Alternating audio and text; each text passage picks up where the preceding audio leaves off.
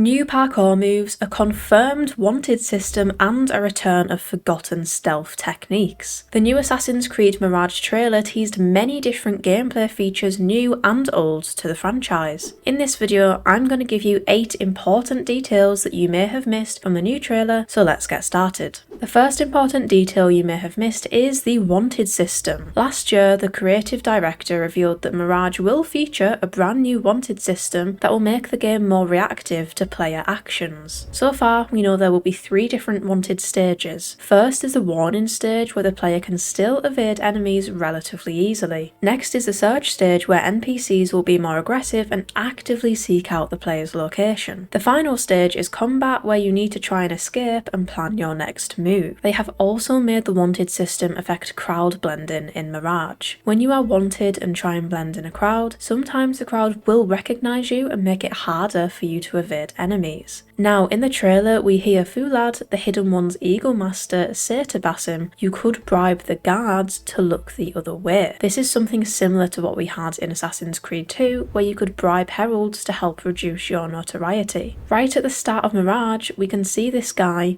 who looks to be a herald, so I'm pretty sure we will have the same bribing mechanic here. This new wanted system is an excellent feature, and I'm sure it will make it feel like a more authentic assassin experience. Moving on, let's talk about one of the most anticipated features of Mirage, parkour. In the trailer, we can see Basim running and jumping through the rooftops of Baghdad, and it immediately reminds me of the older game. We saw lifts and corner swings, as well as a brand new feature, the pole vault, which can help us cover bigger distances. Even when running on the ground, Basim looks super fast and smooth, and I think Mirage will give us one of the most realistic parkour experiences we've had so far. The game's creative director said that Unity was a big inspiration for the parkour in Mirage. They upgraded and enhanced the parkour from Unity and made it even faster for Basim. The densely packed city of Baghdad will offer plenty of opportunity for having a lot of fun with parkour. Missed detail number 3 is combat. From the trailer, we can clearly see a very different style of combat from the hack and slash melee focused combat seen in Valhalla. Mirage is going to go back to basics, with stealth and parrying playing a huge role in fights. Looking at the early games, the idea was that you want to stay in combat for as short a time as possible and escape as quickly as you can and blend back in. Let's take a look at the different combat moves we saw in the trailer, as there were some really cool animations. Firstly, we can see Basim rolling over the opponent's back as a way to dodge. We can also see a sword swing and Basim actually running up an enemy to kick his head, and I'm sure you can hear the sound of some bones breaking there too. They also showed Basim kicking a guard off a rooftop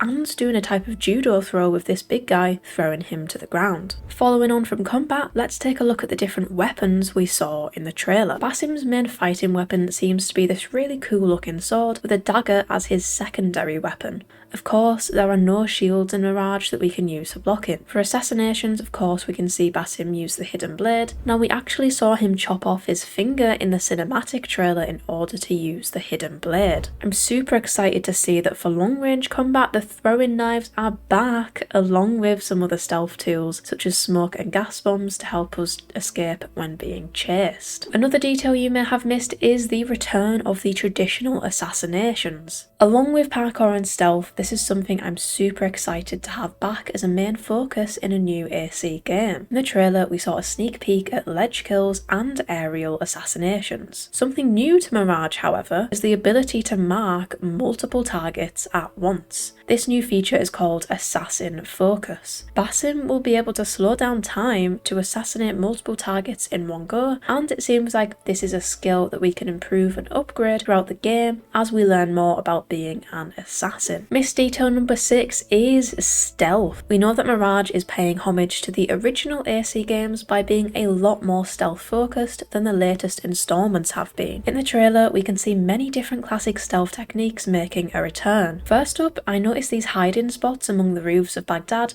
that replicate those seen in the earlier games. This is a super cool detail, and I'm glad it's been included. They also showed Basim silently tailing an enemy indoors. We then see him pickpocket a guard. This is really really exciting as I believe we haven't seen pickpocketing since Assassin's Creed 3. Another classic technique that draws on the gameplay from AC1 is sitting on a bench. We see Basim sitting on this bench with a full day and night cycle go by. It could be that we use the benches to blend in or eavesdrop on conversations, or we can use them for skipping forwards time. Hopefully both. Next up, let's talk about the map and environment. Mirage's map will be a lot smaller than in the open mode RPGs we've seen recently. The only playable city will be Baghdad, which will be divided into 4 different zones. The game's creative director noted them as the Industrial District, the District of Knowledge, which housed the biggest library of that time, the Commercial District, and finally the Rich District, home to the Palace. Now, we can see from the trailer that Baghdad is a vibrant and densely packed city with tons and tons of buildings and historical architecture. One feature that I'm really glad they've included in Mirage is the crowds. Mirage will have a lot of people on the streets that you will have to navigate, and this is something we haven't seen in a while. If you look really closely at the trailer, you can see Basim pushing NPCs out of the way whilst he's being chased. This again adds to the more authentic assassin experience. The final detail that was revealed in the new trailer is, of course, the release date. The confirmed release date for AC Mirage is Thursday the 12th of October 2023. Now, the detail that some of you may have missed is that Mirage will be available for next-gen and old-gen consoles at launch. It won't be like Hogwarts Legacy, where last-gen players will have to wait for months after the initial release